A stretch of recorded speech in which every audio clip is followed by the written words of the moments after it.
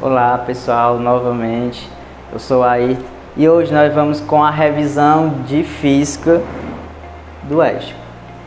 Com relação à carga elétrica, é uma propriedade das partículas elementares que compõem um átomo. Lembrando que o átomo é formado por prótons, nêutrons e elétrons, onde os prótons têm cargas positivas, os elétrons têm cargas negativas e os nêutrons eles têm uma quantidade iguais tanto de carga positiva quanto de carga negativa. Ou não possui carga, né? Aqui nós temos uma representação de um átomo, onde nós observamos que na extremidade deste átomo nós encontramos os elétrons. E no núcleo do átomo nós encontramos quem? Tanto os prótons quanto os nêutrons. Os elétrons, como são cargas negativas, eles são muito elétricos, eles ficam na órbita do átomo. Todos os corpos são formados por cargas elétricas, porém não é fácil perceber suas propriedades, pois a maioria dos corpos, quando estão eletricamente neutros, possui a mesma quantidade de prótons e elétrons. Um corpo pode ser eletrizado de duas formas, positivamente ou negativamente. Positivamente, quando possui mais prótons que elétrons, e negativamente, quando eu tenho mais elétrons do que prótons. Eletrização por atrito. Para entender como ocorre a eletrização por atrito, faça a seguinte experiência.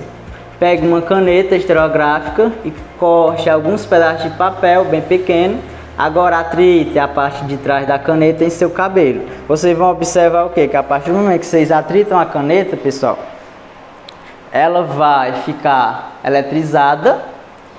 E a partir do momento que eu encosto no papel, ela vai atrair ou os elétrons ou os prótons, porque nós não sabemos se ela vai estar eletrizada negativamente ou positivamente. É importante assinalar que após o atrito, os corpos atritados ficam com cargas de sinais opostas. Isso é determinado por uma tabela chamada de séries triboelétrica. Nós vamos ver na tabela abaixo. A partir do momento que eu atrito um determinado elemento, eu vou ter o quê? Alguns vão ficar com cargas positivas e outros vão ficar com cargas negativas. É muito simples entender o funcionamento da série triboelétrica. Se atritarmos, por exemplo, a lã com celuloide, a lã ficará carregada positivamente e a celuloide ficará carregada negativamente. A eletrização por contato. Diferente da eletrização por atrito, necessita de pelo menos um dos corpos carregados eletricamente. Vamos observar aqui, ó. Temos um condutor carregado positivamente, temos um condutor neutro, ou seja, tanto tem a quantidade de cargas positiva quanto a quantidade de cargas negativas estão iguais. Quando eu aproximo o condutor positivo com o condutor neutro, até que ocorra o contato entre eles. A partir do momento que eu encosto um no outro, o que é que vai acontecer? Vai ter a passagem de elétron do corpo neutro para o corpo carregado. Isso aqui é no contato.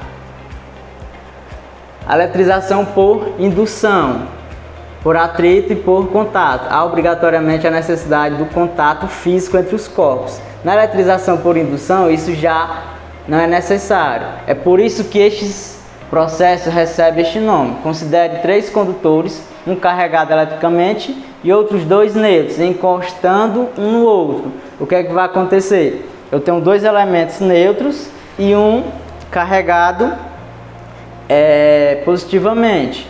Durante essa aproximação, observa-se uma separação de cargas dos condutores neutros com o indutor. É positivo, o induzido mais próximo do indutor ficará negativo. Se vocês observar, o que é que vai acontecer?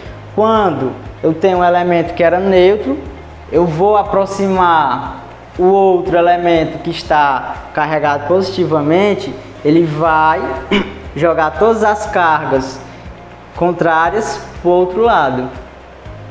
Com relação à velocidade média, a variação da posição de deslocamento de um móvel em relação a um referencial durante certo intervalo de tempo. A unidade de medida da velocidade média é o metro por segundo. A velocidade média é uma grandeza que depende da diferença entre as posições finais e iniciais de um movimento.